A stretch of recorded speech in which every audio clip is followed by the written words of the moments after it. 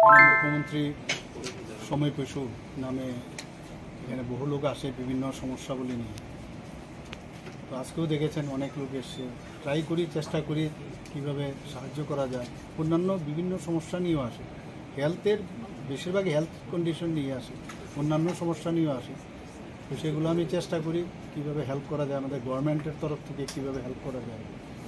যেখানে যেটা সম্ভব সেটা আমরা করার একটা যতটুকু পারা যায় সেই চেষ্টা আছে। তো এই সময় বেশি আজকে অনেক দিন ধরেই চলছে, মাঝখানে ইলেকশনের কারণে সেটা সম্ভব হয় না। তো কিন্তু ইলেকশন যেহেতু আবার তার কোড অফ কন্ডাক্ট আছে, সেই কারণে বাদ যাচ্ছে। পেরিনিয়াল তো থাকেই ইলেকশন, এখন প্রতিনিয়ত ইলেকশন।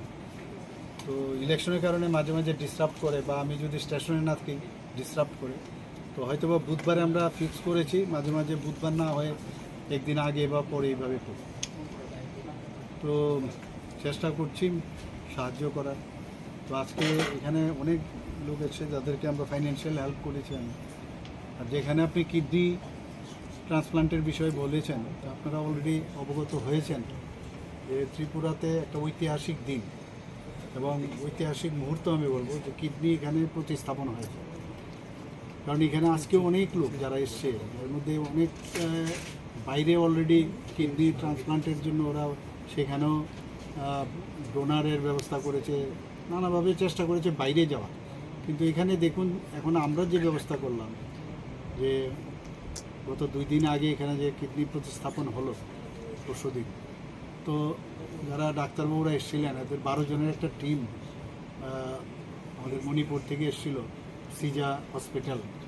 তো তাদের 12 জনের টিম এসেছিল। কিন্তু তার আগে এই সিজার সাথে আমরা একটা মৌ করি।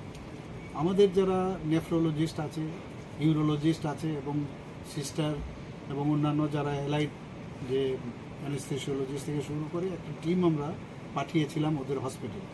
প্রথমে ওনাদেরকে ট্রেনিং দেওয়া হয়েছে। তো ট্রেনিং দেওয়ার পর তারপর ওরা এসছে, প্লাস ওই টিম এসছে। এখানে একজন ডোনার, মানে মাই ডোনার আর ছেলে হচ্ছে রেসিপিয়েন্ট। তো এখানে ম্যাচিং হয়ে গিয়েছিল। তো সেটা অত্যন্ত সুন্দরভাবে অপারেশন হয়েছে। আপনারা এর মধ্যে আপনারা খবর পেয়েছেন। আমি অপারেশনের ঠিক আগের দিনও আমি গেছি সেখানে মনোবল বাড়ানোর জন্য। প্রথম ত্রিপুরার ইতিহাসে প্রথম কিডনি প্রতিস্থাপন, এটা একটা বিশেষ একটা বিরাট বিষয় যে ত্রিপুরার মতো ক্ষুদ্র একটা ছোট জায়গা, সেখানে এই ধরনের একটা অপারেশন হয়।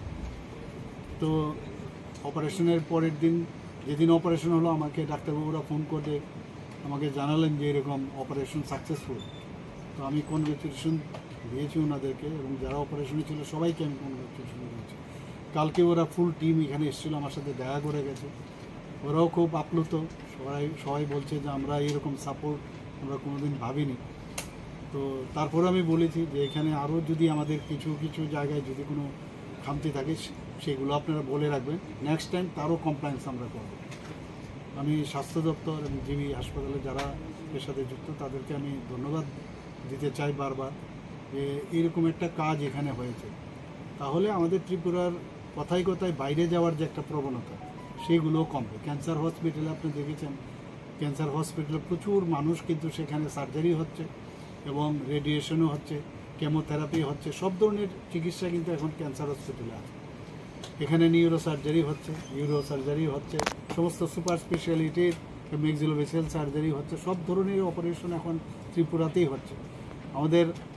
আমাদের কলেজে এখন টিএমসির মধ্যে একজন পেডিয়াট্রিক সার্জনও আছে, তারও আমরা মাঝে মাঝে আমরা ওখানে পাঠাই, তার সাহায্যে যাতে ছোটো ছোটো বাচ্চাদের ট্রিটমেন্টের সুবিধা হয়। তো সব দিকে আমরা চেষ্টা করছি ত্রিপুরার স্বাস্থ্য ব্যবস্থা যাতে ভালো হয়। তো এবং আমরা চেষ্টা করছি এখানে আরও বেশি ইনস্টিটিউশন হোক। ডেন্টাল কলেজেও আপনারা দেখেছেন, এখানে অলরেডি ফার্স্ট ইয়ার শেষের পথে, সেকেন্ড ইয়ারের যারা স্টুডেন্ট তারাও ভর্তি হবে। এখানে আমাদের বিএসসি নার্সিং কলেজও হয়ে গেছে। কালকেও আপনি দেখেছেন টিআইডিসি এলাকায়, সেখানেও আমরা 2টো হসপিটাল নতুনভাবে ভবনের উদ্বোধন করেছি। সেখানে আসন সংখ্যা বাড়িয়েছি। সেখানে আপনার যে কোয়ার্টারগুলো তারও উদ্বোধন করেছি।